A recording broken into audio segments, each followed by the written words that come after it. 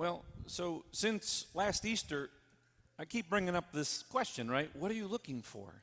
What are you looking for? Because you're only going to find what you're looking for. As I said back on Easter, if you're not looking for resurrection, you'll never find resurrection. There's an old silly story. I think I told it once here, making Father Herb the butt of the joke, but that we were in the hall, and I said, "What's wrong?" He says, "I can't find my keys." And I said, "Oh," so we start looking, and I said, "When's the last time you saw him?" He said, "Out in the parking lot." I said, "Well, why are we looking for him in here?" He said, "Well, because the light's better in here." What are you looking for? Soren Kierkegaard, I always love to write his name down because you get to do the O with the line through it. Soren Kierkegaard once said, "To be pure of heart is to will one thing." To be pure of heart is to will one thing. Is it important to be pure of heart? It was one of the Beatitudes, right? Blessed are the pure of heart, for they shall see God. Interesting little connection. Jesus says that. Soren says, that's to will one thing. C.S. Lewis once said, only the pure of heart will see God because only the pure of heart want to see God. And so as you put all that together to go, what are we looking for? How do we will one thing? I think a lot of that comes back to then is to say, where is our heart? Because it is a strange, Jesus turns and says, what are you looking for? And their response is kind of quizzical. Where do you stay? And on the surface level, I've always thought they just weren't sure what to say, like they got caught, They're kind of following him, kind of stalking him, and they weren't expecting him to turn around. And he's like, what are you looking for? Where do you live? There's that kind of feeling to it. But the deeper one is they wanted to know something interior about him. And so for us as disciples, there's that interiorness to it. And I forget which, it was one of the Holy Cross Fathers that made this point, is that what people need in their life isn't busier people, whether they're busy working for God or busy doing whatever. What they need is big-hearted people. And big-hearted people are the people that are looking for ways in which that they're open to love in their heart, that they're willing to change in their heart, that they're ready to serve in their heart, and they're disposed to prayer, that interior life. How would you and I really know how to answer the question, what are you looking for, if we can't disengage from the busyness of each and every day? All the years I've worked in high school education, there's something that comes up time and time again, and it's when a young person kind of finally realizes that if you're not careful, you're not living life, life is living you. That you're just doing and responding to everything that keeps coming at you, and many things come at us. And those of us that are at least a few years older than high school, we know that it's almost like a roller coaster of the up and down of being aware of that need to disengage, being aware of that need to take control again. And then to say, who do I want to be? And then in response to the question that Jesus asks, what are you looking for? It's a great opportunity for us all to think about it.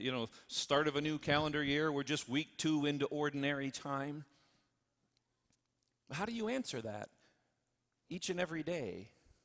How do we answer that question? Last week I mentioned I was at the 11 o'clock Mass, but for most of my life, people will just come up to me and ask questions as if like I should know the answer. And sometimes that makes sense, sometimes it doesn't. And the example I gave last week was I was at the Pennies in Fallen Timbers, and I was dressed as a priest, and this woman said, "Excuse me, do you work here?" No. But my whole life that's happened. And I had to laugh yesterday. I wish I had my camera out. I ran to Home Depot to get some weather stripping tape because it's cold. And no joke, I come out of that section across the front, and this guy runs in the door and goes, "Are you guys out of rock salt?" What? You don't work here? No. What? I don't know what that is. I really don't. But part of how I answer the question, what you're looking for, is to look at the ways in which God is, involved in my life and to go, I don't know what that is that makes people come up and ask me a question, but I guess I better be the kind of person that presents in a way that is welcoming to the question, right? And so I said to him, I don't know. I don't know the answer. But maybe this guy in the Home Depot smock can answer your question. I was literally in a yellow sweatshirt and a black jacket. Like, there's nothing that, But I do think it gets to the point for us. We want our heart to grow. And if our heart's going to grow, then we got to make more room for Jesus in it. And then you're back to those things. Am I open to love? Am I willing to change? Because so much what motivates our world today, it's so much more fear-based and tribal-based. You're with me or you're against me. And the tribalism comes right out of the fear, doesn't it? Like, well, I don't know those people. Those people, who? Just one kingdom of God, just one creation. How do we respond to that? Many years ago, someone gave me a little thing that I take with me. I try to every day. I admit sometimes life lives me and I forget. But I love this phrase because it's not so specific. And it's simply this, that I imagine for me, if I was following behind Jesus, trying to spy him a little bit, and he spun around and said to me, what are you looking for? And I do think it's important that when we hear that question in our mind's eye, that we hear him say our name.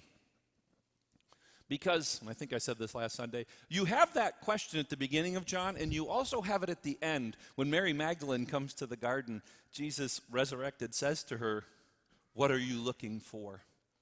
And she's all freaked out, right? They've taken him, and we don't know where he is. And he goes, Mary. It kind of snaps her out of it by name. And so I think we want to hear Jesus saying that to us. What are you looking for, Steve? What are you looking for, Jennifer? What are you looking for? But the response I heard several years ago that I just love and I use all the time, sorry, I got a little sidetracked there, but it's this. It grow the good. Grow the good. So that whatever God has got me into, wherever I find myself in any space to say, how can I grow the good in this moment? And if I'm sitting with people who are really upset about something that they can't control, or maybe it's a tragedy in their life, or just something that they're upset about, how can I grow the good in that moment? When I'm sitting with someone who's in a great space, they're celebrating a birthday or a baptism or something, how do I grow the good in that moment? How do I let God grow my heart in that moment? To go back to that list I said, how can I be someone that's open to more love? How can I be someone that's willing to change?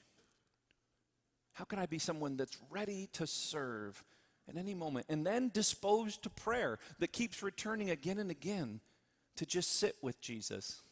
Where do you live? They ask him. And so that again, in this Eucharist, he'll grow the good in us. He's going to grow the good in us by giving us his presence. It's the only solution to all that ails us, all the fear, all the anxiety, all that stuff that we don't control and can't. This is his opportunity right at the beginning of this year for us to think about that question and what our response to it might be.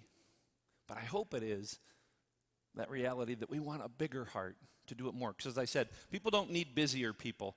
They need big-hearted people. Because big-hearted people bring us right up next to God. And when we do it really well, we're a doorway to God. The people walk through our experience to come to know God better. That's what he's offering us in this Eucharist today.